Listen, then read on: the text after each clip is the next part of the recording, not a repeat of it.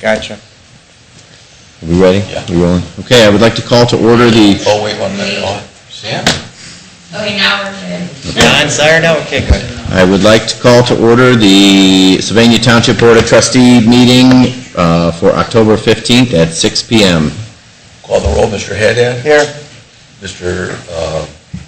Mahoney. Mahoney is absent tonight. His chair's vacant. And Mr. Genowine? Here. Simcoe here. Please stand for the Pledge of Allegiance. I pledge allegiance to the flag of the United States of America and to the republic for which it stands, one nation, under God, indivisible, with liberty and justice for all.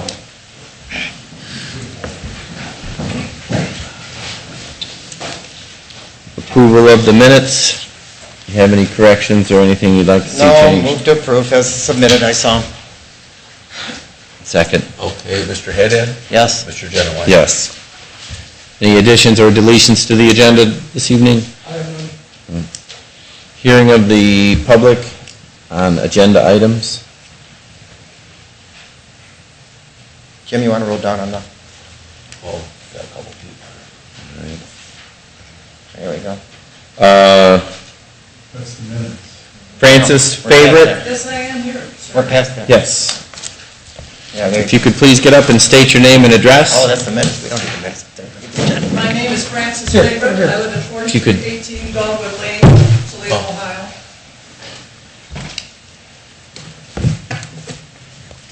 Just a minute. Excuse me.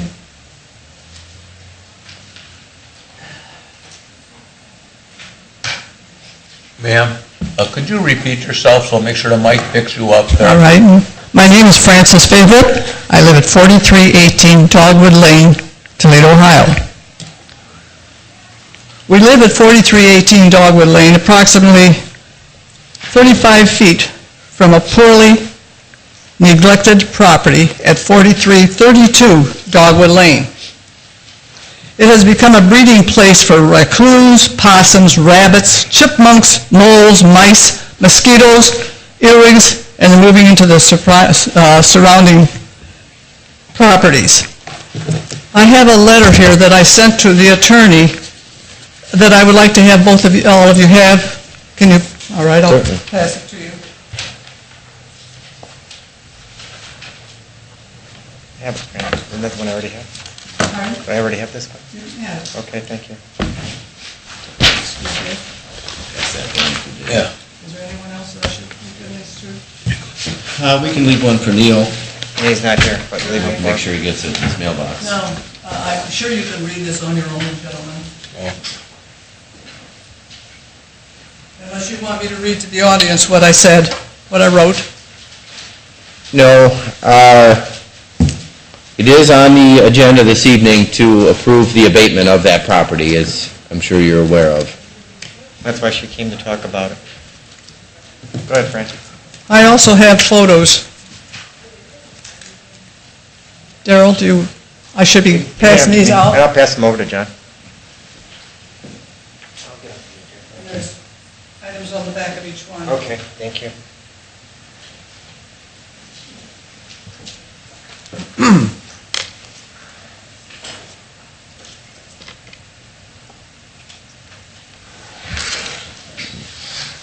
You may keep the photos.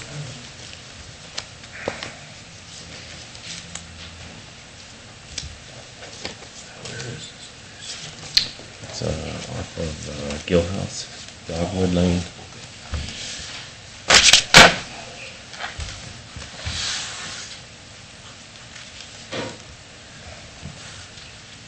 Well, ma'am, how can we help you, or what is your suggestion here this Well, evening? As a township trustees, you're responsible for managing business affairs and also, most important, upholding 3205 violation ordinances.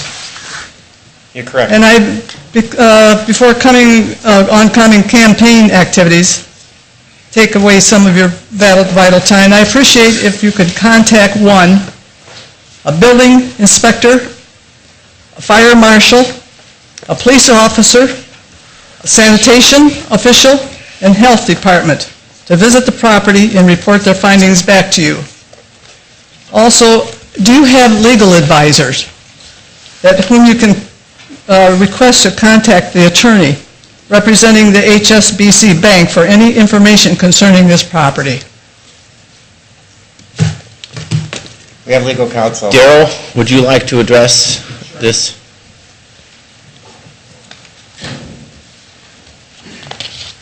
Well, as you're aware, this is on the agenda this evening for abatement. Had a little bit difficulty contacting the attorney for HSBC, did finally hear back from her. She's aware of the situation, she's passed it on to HBC, there's nothing really she can do about it. She's an attorney for them, she isn't the property owner. I've also sent a letter to HSBC as well. It's a out-of-state property owner, so typically we don't have a whole lot of luck with that, which is why it's up for abatement this evening. There's a trailer in the backyard, which, as much as it might be an eyesore, it's legal there, it's in the backyard. Some debris on the lot. I'm going to contact Barron's and see if that's something they can take care of or not. If not, then I'll see if there's anyone else that can do it for a reasonable price. The only question I have is that a lot of the stuff's been abandoned there for a period of time. What do we do about that? Is HSBC responsible for that stuff that's just been abandoned sitting in the back of the property? Yeah, the HSBC acquired the property in July, so they've only had it for Couple 2 months, 3 months. I was kind of hoping maybe that was just at the lull in them acquiring it before they would take care of it. But yeah, they're ultimately responsible for the entire property. All right. Generally, when we have properties owned by out-of-state banks, we don't have a whole lot of luck in getting things resolved. We just lien the property for whatever cost we have into it. Right, And that would come right. out of HSBC's portion of the And proceeds. Hope in the spring, somebody purchases it for a low price. And do we have, I know normally we go in and cut the grass. Can we cut down some of the weeds and things that are growing up on the side of the house? Or what extent can we go to help clean I the could talk property to up? Barron's about that. I don't know as far as how much of that they can do or would do. Okay, I'm sure it'd be for an extra price. yeah. I drove there, some of the stuff's already been taken care of. Any idea by who? Huh? Any idea by who? I'm not at liberty to say. Okay, well, I guess, as long as it's getting taken care of, it doesn't matter. Unless maybe HSBC is finally getting around to it. No, they didn't do anything about it. It's just everybody was very upset about it, so it was taken care of to some extent. Not a great extent, though. Okay. Thank you. Mr. Hamilton? Hi, I'm William Hamilton. I live across the street from this property, and I came as a supporter, of course, and as a concerned neighbor of this property and the values of the property as they're seemingly going down quickly. We have three properties for sale on the block, not including that one, which would be 2 actively being advertised for sale. And the value of these properties are astonishing, how they're going down quickly. I know we're faced with an economy that dictates some of these things, but some of these things are within our control. And Darrell has done a great job. I've been in contact with Darrell a couple times. There was a vehicle there for like 4 years that never moved. That was in the front. And Darrell, I don't know how you did it, but they came and they took care of it and got rid of it. Yeah, that was that. And thanks for that. But there's other things that are just laying in the driveway, and it's upsetting. When you come home from work and you're working hard and all that kind of stuff, and it seems like nothing's being done. And so our concern is real, and we'd like to get it taken care of as soon as possible. Well, as you guys are probably well aware, if you've talked to Darrell, there is a process in terms of contacting the owner and things, and sometimes being an out-of-state bank, we don't get the best responses, but, we are going to authorize the abatement here this evening, and I'm sure we'll get moving on this as quick as we can get our barons out there. So hopefully we'll see some action in the next week or so. Okay, great. I appreciate it. Thank you. Right before the leaves start to fall here. I just have one final comment to make for the public to understand this. That property was owned by the former trustee Lucille Lasky, who is now at Oakleaf Village, staying there as a permanent resident, and I spoke to her about it, and she was really upset that her property has deteriorated that much. So, as a former trustee, I really think that we need to make sure we stay on top of the bank and get these people to get something done, and let's get that property sold and rejuvenate the neighborhood, because it's a beautiful neighborhood. The street has a lot of wear, and I see Greg's not here tonight too, because we should probably do something about that too, because the berm's falling off on the edges and needs to be some stuff done to that, but I'll talk to Greg about that. So I just want to bring that up publicly. Thank you. And thanks for coming. Next up is was there anybody else on that list? That is it? That's it. Next up is Darrell. Hello again. One item to add on that, also regarding the health department.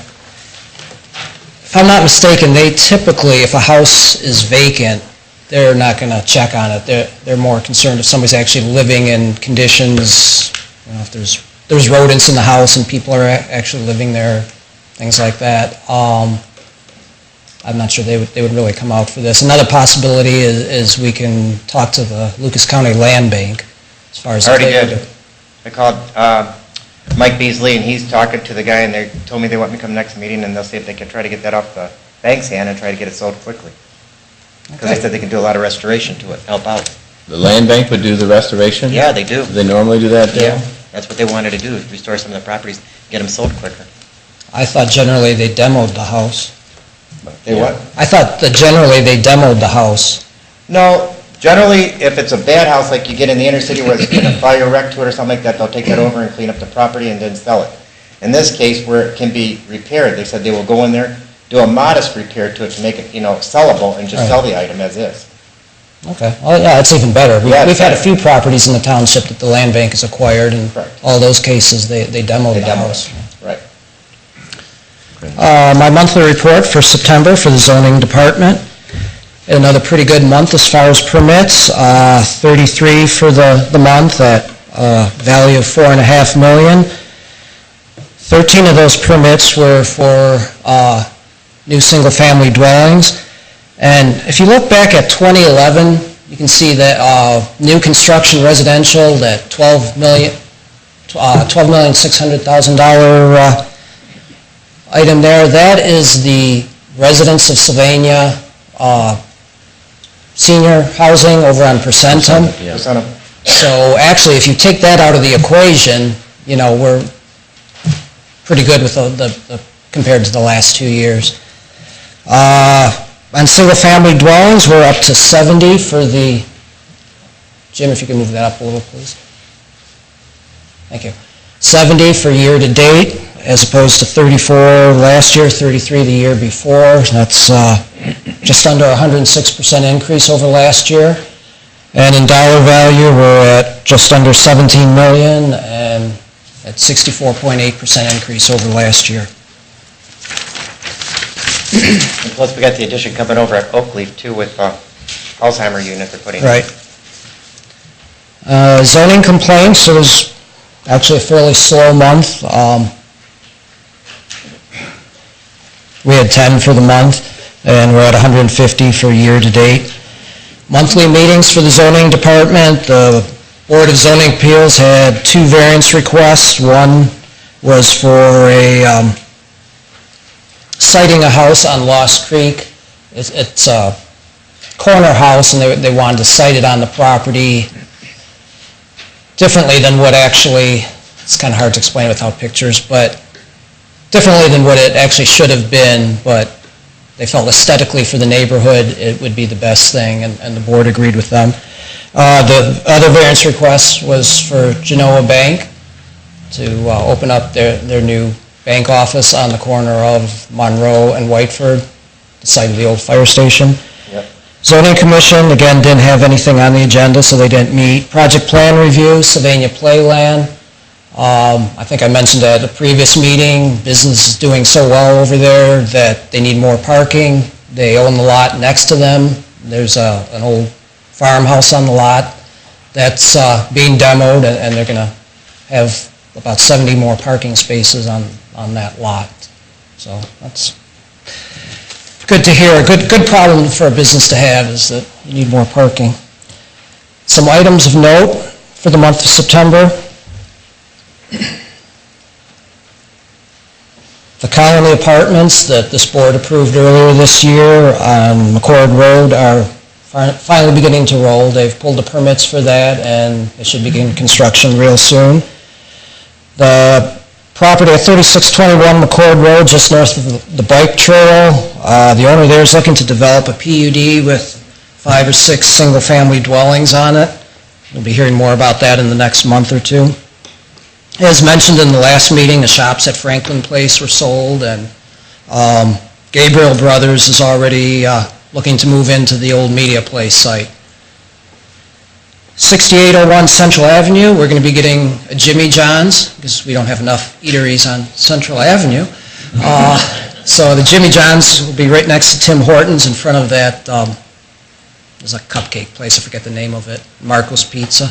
Yeah. It'll be in the Cake and a cup. Cake in a cup, yeah. Should be able to remember that. All right. They're going to be in for project plan review tomorrow morning. And then also on Central Avenue, 6975, Starbucks is going to be moving into the old Caribou Coffee location sometime in 2014. That's all I have for the monthly report. Isn't Denny's ready to open pretty soon, too? Pardon? Denny's ready to open over at the old... They are open. They're open? Yeah, they had their soft opening already. Oh, good. And my next item is resolution number 13109, authorization of abatement for the property at 4332 Dogwood Lane.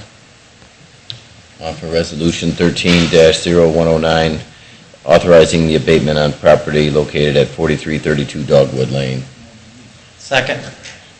Mr. Haddad? Yes. Mr. Genowine? Yes. Thank you. Thank you, That's all I Darrell. have. Greg could not make the meeting tonight, so I'm going to fill in for him. The first thing is the monthly report. 2 items of interest, you have the report in front of you, is the household pickup has been completed, and he wanted to let you know that in 2012, it cost us $14,775, and in 2013, it was $18,807. And you can look at that as it was a very successful pickup, because it goes by tonnage. So in 2013, I would classify it as a successful household pickup. We had very few complaints. And the other thing that was completed was the brush pickup, and that, once again, was very successful, and we had very few complaints on that. And most of the people that did call complained that the brush wasn't picked up, and then we would go out there, and what they did is they took it out after we went by and acted like it was there beforehand. And their neighbors were all picked up, but theirs wasn't. So we had most of those resolved. If there's any other questions on his report, I'll be glad to answer them. Fueling stations about ready? They're, in fact, I think they were out today doing some of the software for the computer. When they gas up, it'll all be computerized, and it'll be, the receptacle for it will be in Sheila's office, and she'll keep track of that. And they're just finishing that up now. We're waiting for the light poles to be installed, and once again, those should be in shortly. They're just waiting for them to be delivered. But as far as the underground and the pumps are concerned, those are all complete. Nice. Oh, just one final thing, too, on the $18 million, 18,000, I'm sorry, for the garbage pickup. We would have saved that money, because if we would have went through the garbage system with Republic, they were going to do a twice-a-year pickup for free, included in the garbage service. That would have took it off of our back. That would have saved us $30,000 a year. Just a comment. Yep. My next item is a resolution, and this resolution is authorizing the administrator to sign the OPWC 2015. We're going to submit an application to them for 2015.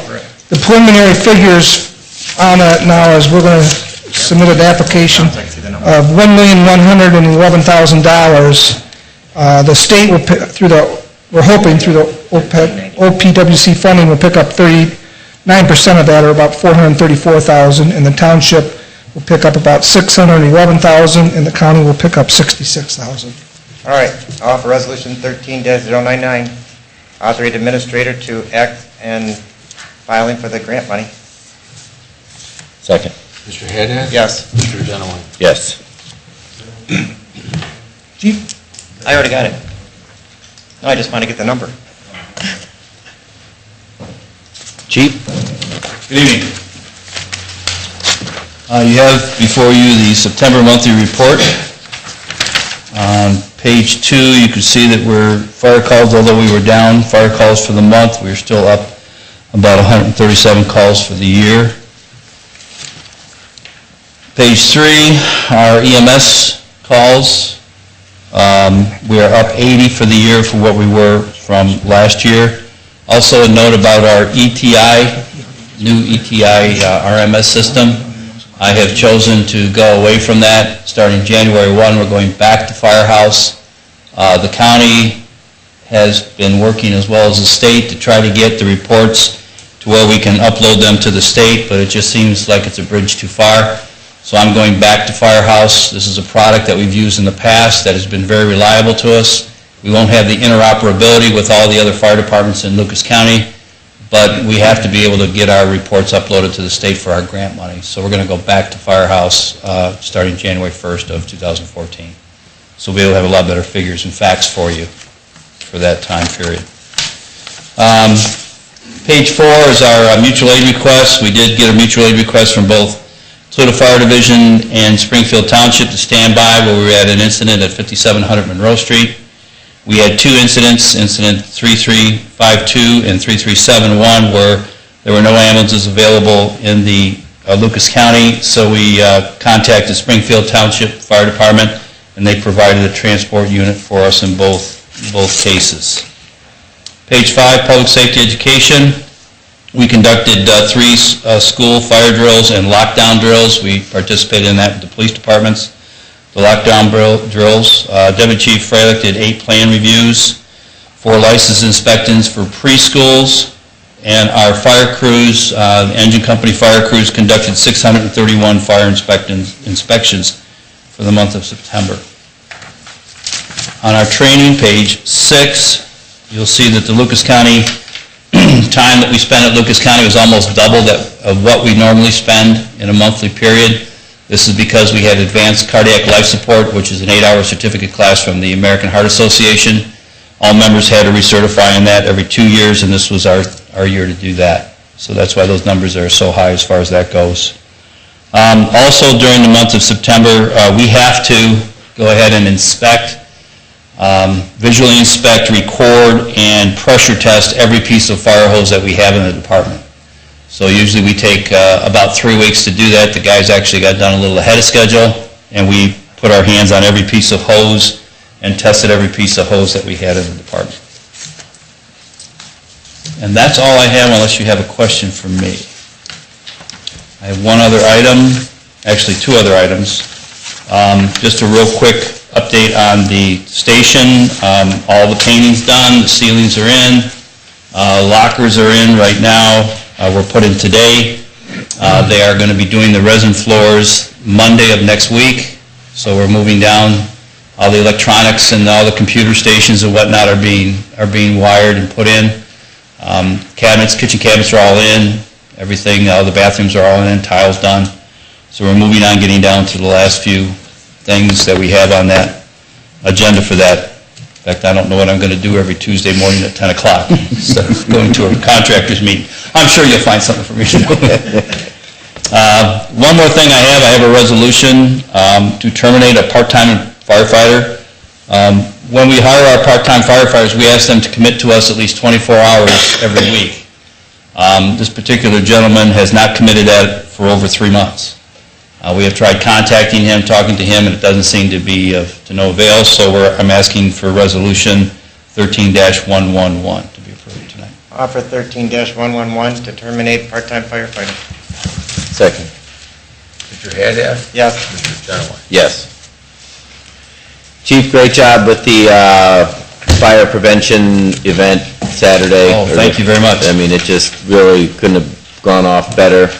And I was very impressed. I mean, so many firefighters were there, and I most of them were there on their own time and things, and it just, it really made the community look fantastic. So Good. thank you very I'll much. have a report for you next month on the monthly report, but just to give you an example, we had 250 people last year. This year, we counted 700. Wow. So it was a huge success, and we learned a couple things about crowd management and whatnot this year, so we're gonna do a little better job as far as that goes next year, and but I was very pleased with the turnout too. It was very gratifying to see all the people from the community come out and hopefully learn something. Yeah, definitely. Only problem is starting a fire.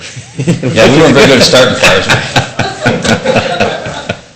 Thank you, Chief. All right. And I've heard a couple compliments on that, too. So. Next up is Chief Wemmy. Good evening.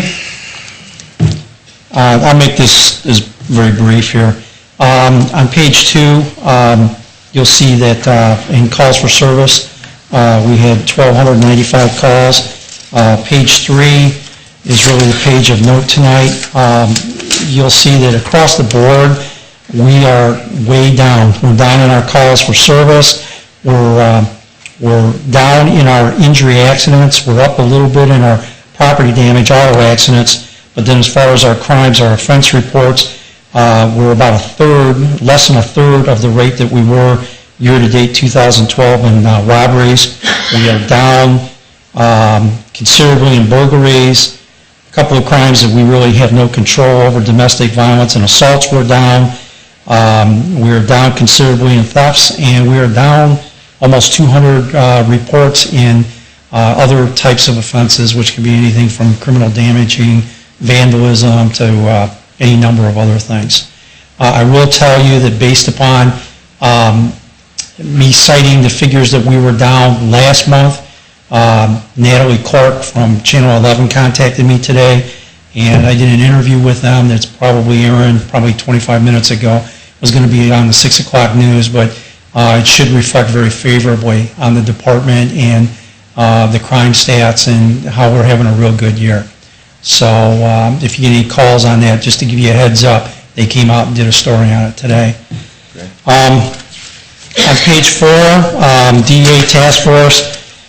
Of note, you can see that our detective working that case, the unit, the task force itself, seized almost $60,000 in a month, of which, as I told you, we get probably a 6 to 8% share of that because of our participation in that task force.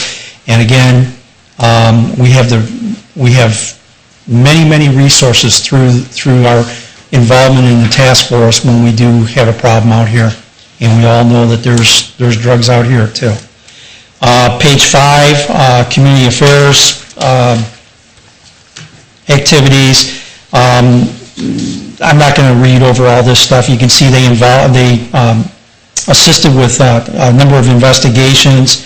They continue to do training, even over at Lord's College and such. We're in the schools quite a bit. We've got 3 of the elementary schools that we're still teaching right now, and very involved in that. I will tell you that it started actually this month, but in case you get any questions on it, we've reacted pretty aggressively about some of the problems we've had out at Timberstone with people cutting through the lot there to avoid the construction of the roundabout. That was a real problem. The school was rightfully so, real concerned with. And Ron Meyer, once again with the county engineers, is terrific to work with as far as getting the proper signage and that sort of thing. And I think that we've significantly reduced, if not eliminated, that issue that they were real concerned about. Speed trailer, page 6, you could just see that we continue to utilize the speed trailer. We really get a lot of complaints on Elmwood at Eodo, where it's a cut through to Tiffany Village. And unfortunately, it is a cut through. A lot of people use it. We can't control the volume of traffic, but we can certainly control the speed, making sure they're stopping at the stop signs and such. Page 7, you'll see the activities of the canine officer. You'll see that we seized $1,122 in cash. We seized 70 grams of marijuana. We've He conducted 50 traffic stops and 23 calls for service, just he by himself. It continues to be a very productive thing, and like I said, most importantly, I think the message is getting out there, and, we're never going to eliminate all the drugs, but, we're making a dent in it, much more of a dent than we have before. And then just page 8, it's just the court case money and that sort of thing. So with that, that's the monthly report for September. If you have any questions. I keep seeing on the news where Sylvania Township is out training, they're involved with the school district and training the other school districts in the area on Alice. Yes. And I just think it's a great reflection on our department that we're, the ones to look at too for, we're leading the way. So good job there.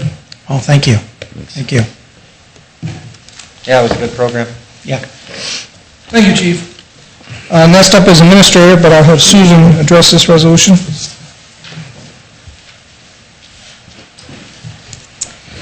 Currently, the OA PFF has a 457 plan for firefighters only, and that is a pre-tax plan. Tonight, I'm asking for authorization for that same organization to put in a Roth plan, which would be an after-tax plan, and that is going to be open to all employees. We've kind of, I'm sorry? Can you give a brief description of what it's about so the public knows? It's an investment plan. It's like some people have 401ks. When you're in the public sector, it's 457 plans. IRA. And yes, basically an IRA or 401k, and we take it out of their checks if they want to participate at a certain level. There's no match or anything by the township. It's strictly the employee's income. All right, offer 13-110. Second. Mr. Haddad? Yes. Mr. Genowine? Yes. Thank you, Susan. Thanks. Thank you, Susan. Next up is the Fiscal Officer, Mr. Simcoe. Just briefly, we'll do the month-end analysis here. And there it is, right in front of your very eyes. And you see, as we've been doing, we have both September and for this year as well as last year to kind of compare how we're doing. And I really think that our expenditure should be at around the 75th percentile since we're at 3/4 of the months. And we're really doing pretty good on our expenditures. Still, we're down generally from what you might anticipate. Not a lot in the road, in the police and fire, but it's still, our expenditures are on a good trend still. We really, looking at our revenues, you see in 2012 we had a little more revenue in the police and fire fund at this time, but I expect that will get up to close to the 100% too, if not exceed it. It'll be right there. I mean, we're not really worried about that.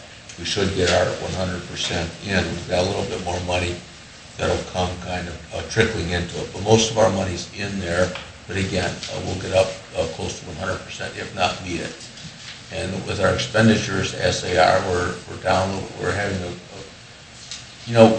we have had some cutbacks, but we have worked hard, the trustees and the departments, to kind of budget down, anticipating some less revenues coming in, and so it's reflected in these numbers here. So we think we're really doing, frankly, pretty good.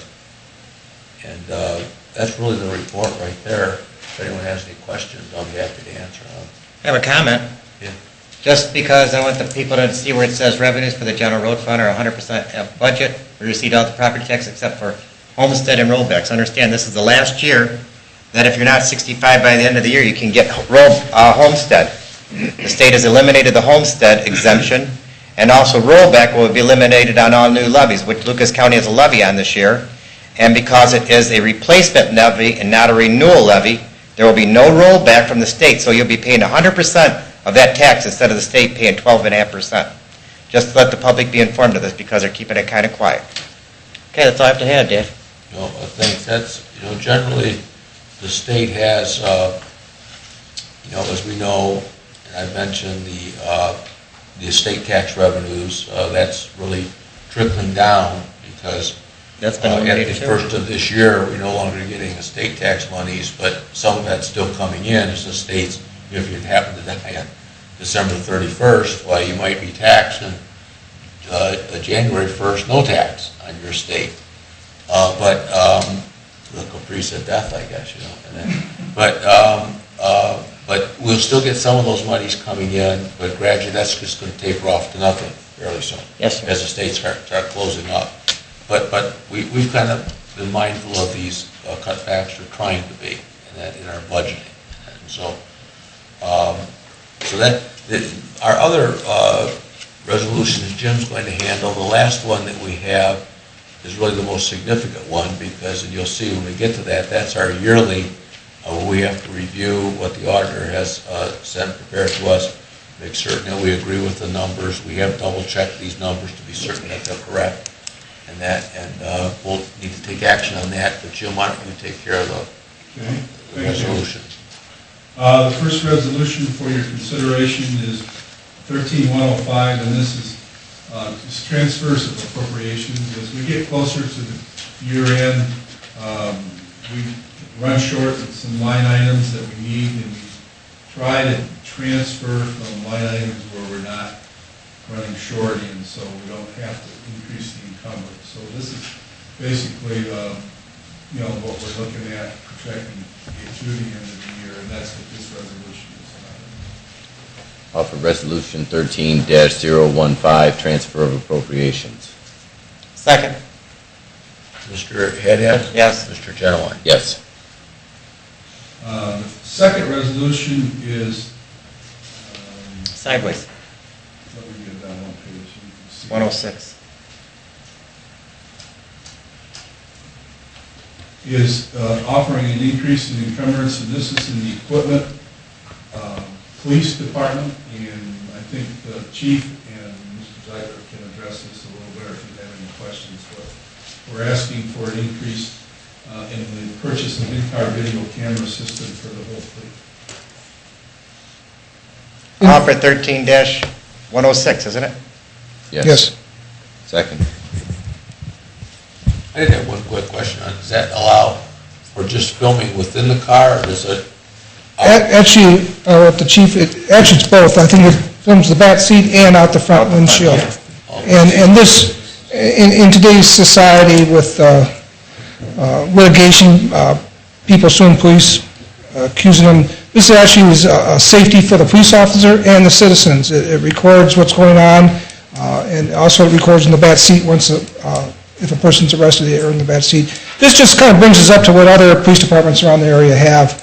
And the original plan was to do it over a couple of years, talking to Chief Bowman, looking at their fund balance. Instead of just waiting, I said, let's all do it this year. And so it's a valuable tool for us. I know you're convinced of it, but what it does do is really frankly cuts down on litigation, I think, because a lot of times you'll have a fellow that claims the police really roughed him up or something like this, and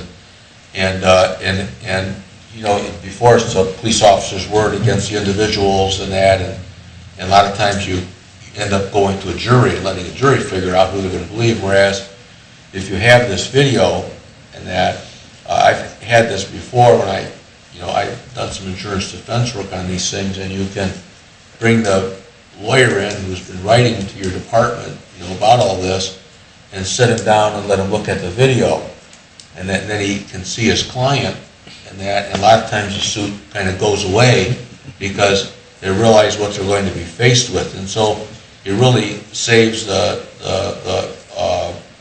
department, like the township, money, in unnecessary litigation. And frankly, the other thing is it also reminds your officers and that their conduct is being filmed too, and so it's a very good thing, and that for both ends. And so it deters lawsuits. It also, I think they're very valuable, good expenditure for us. Thank you. So in any event, there's a motion on the floor. I'll call it roll. Mr. Haddad? Yes. Mr. Genowine? Yes. Third, resolution 13107 is to asking to advance money from the police fund to the police grant fund.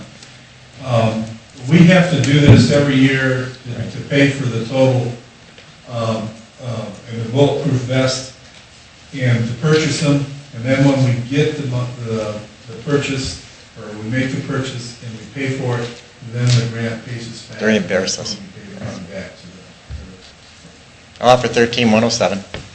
Second. Mr. Haddad? Yes. Mr. Genowine? Yes. Final one is the adoption of the tax rates. And I think I got one, two here. Okay, this is what the tax rates that we're looking at for this year as far as collection in 2014. Overall, they're pretty similar to last year. I think they're down, what did I say, John, $20,000? $25,000 out of $25,000 overall. over $12 million. Yeah. So, this is the Lucas County estimate as to what we're going to collect. What we're going to be able to get, yeah. Go ahead, John. I'll offer Resolution 13-108, adopting rates for the 2014 collection of taxes. Second. Call the roll, Mr. Haddad? Yes. Mr. Genowine? Yes. Yeah, we have no choice. We're stuck with whatever they're going to give us because Yeah, of we really property are. values and everything, yeah. And the cuts from the state. The good news is they're actually pretty accurate on their projections. They've got quite a bit of Yeah. forecasting experience with this, and you can, kind of rely on their numbers, and we have to when we're doing our budgeting and that, but they generally are actually pretty accurate on this, and it's kind of like reading the tea leaves and whatever it is, and then we have to work with it. Thank you, Yeah. that's all I have. Thank you Thanks. very much. Open discussion? Yeah, I just wanted to bring up again about the 911. We had our Lucas County Township Association meeting, and nobody volunteered from the board because of the new changes in the state, the way they changed how it has to be structured. The new way is that there's nobody except for who is an elected official. So they put the president of the county commissioners, the mayor or the deputy mayor of City of Toledo, township trustee from the largest township, which is us, and we put Mr. Mahoney on there. Lucas County Township Association was from the board, and we were all trustees, and none of the other board members wanted to be on there, so I'm stuck with that seat right now. And then the mayors of the smaller cities and villages, but I talked to Mayor Stout, and none of them have appointed anybody yet. They're waiting to the NOMA meeting, which is in a couple weeks here down in Defiance. They're going to talk about it there, the mayors there, and see if they can come up with an idea who to put on that board. So because they're reducing from 7 locations down to 4. Next year will be 5, and the following year will be 4. But the one thing I'm glad I'm on the board is I want to make sure that we're fully manned and fully funded, because I don't want to have somebody call 911 and sitting on hold for 20 minutes and somebody dying. So that's my biggest concern, especially for our police and fire divisions. We have good representation on that board then. Okay. Okay, hearing of the public on non-agenda items. Nobody signed in. All right. I will offer a motion to adjourn at 6:43. Second. Mr. Haddad? Yes. Mr. Genowine? Yes. We are adjourned.